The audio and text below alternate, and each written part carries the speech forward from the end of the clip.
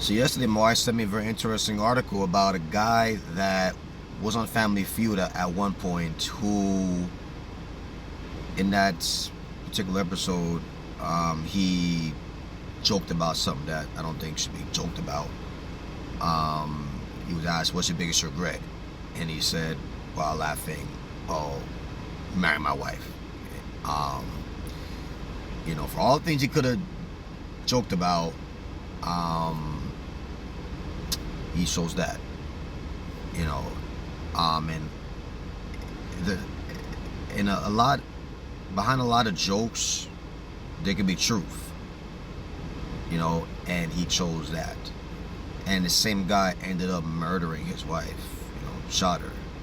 So while he had a particular image on TV and image and seemed to be happy in the moment, seemed as a happy, goofy guy, there was things going on behind closed doors in his relationship, in his marriage, that was horrendous for various reasons. And there are a lot of people today who, maybe you know someone who has a toxic relationship. Maybe you're in one. And there are various reasons why people are in it, and I think that one of the biggest is that many people fail to do an introspective look and do an inner excavation of anything that's not right within themselves. Introspection and excavation. I'm going to dig up everything that needs to be digged up, right, and take that out, right? Like a miner who goes to a site, a mining site, and digs up things and takes it out. Many of us don't do that, and there's many of us who have issue with anger, narcissism, jealousy, gossiping, addictions, pride, just utter hatred. Just can't stop cussing, which just continues to bring fuel to the fire. We cry when we scratch our heads about all these broken relationships, and a lot of it, another big reason is what is the vision? What is the vision for you being with that person? Like, people being with people. Yeah, we want company, we want companionship, you want a marriage, you want sex, you want, we want financial security, all sorts of reasons. We want a family, we want kids. But beyond all that, people have all these things, yet still going through such deep stress.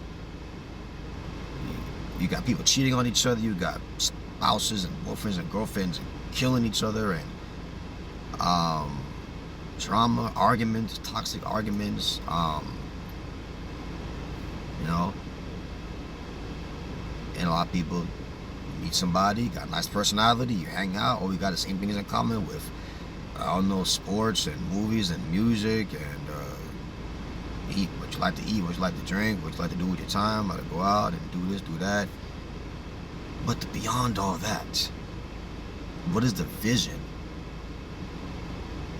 I think healthier couples I've seem to realize that I think a lot of couples, people who are not just thinking about themselves and let's have a good time and be entertained and go to a nice movie and take a nice vacation, and that's nothing wrong with those things. But I tend to see healthier couples are couples that have a bigger viewpoint, a bigger vision. Like, are we gonna serve God together and minister to fractured home, domestic deal people, or domestic violence situations, and sex trafficking? We're gonna tackle that. We're gonna tackle hunger. We're gonna teach people how to grow food and eat healthier. We're gonna trying to deal with tackle the challenge of people not having access to clean water, and we're gonna visit orphanages. We're gonna feed the homeless. We're gonna Yeah, there's bigger noble visions that's like beyond you, beyond having a good time, and not all of them, but many people with those visions do seem to be healthier. And not just, hey, I got a job, you got a job, we got business together, a business, and we're moving, we're thriving, okay. But there are a lot of people who got jobs together and business together, home together, that they just don't know how to talk to each other. Even that, like, communication is key. Can't even do that. You know, if you can't even communicate, how can there be peace in the home, gentleness in the marriage? How can there be? There can't. All right. And whenever you have a big dream, a big vision, it can help to thwart division, because you're working on something that's bigger than you. You're working on something that requires emotional intelligence, requires growing, requires patience, requires tact, right? People do great things in this world. It requires great character to do those things. But people who do just mediocre things, it doesn't require much out of you. There's people who just, all their life, they just they work a mundane job. I don't know, a cashier, and they never want to do anything. I'm not knocking cashiers, but the same old thing, cashier all their life. They don't want to, you know, ever be promoted. They're good, I'm straight, they're barely making it financially. They don't want to ever express themselves. You know, I think typically people who don't want to express themselves economically all the time, but many times, are those who in other areas of life just are like blah. Want to just go to work, go home, chill, watch TV, smoke, drink, you know, go to party every now and then, and that's about it. But these same people have character issues, you know, and it bleeds into their relationships. All right? Yeah, so, I mean, what is the vision? Because if you don't have a proper vision, the higher vision for your marriage, it's gonna bring division. To bring division. But powerful, poignant visions will help to thwart and stave off division. What are we doing? And as we go through our vision, are we well? Whenever it's time to talk about, you know, how was the way that I spoke to you the other today or yesterday, whatever, right? How am I talking to the kids? How am I managing the money right now? Or how is my overall mood?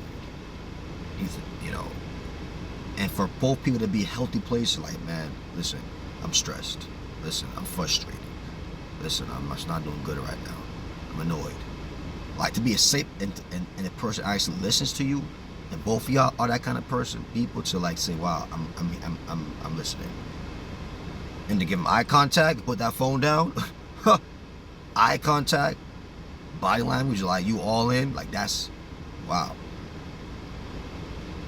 But yeah, but the big factor is that one of both people are just not emotionally intelligent enough, emotionally healthy enough to even get to that place.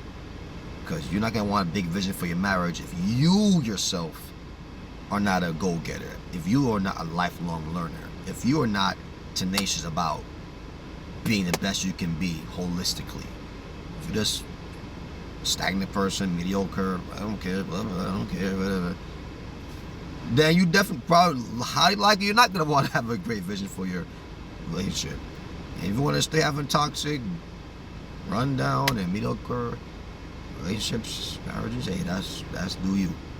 But for those who want to win, want peace, want a great legacy to leave behind for their kids and grandkids and others who are observing, have a higher vision, bigger vision.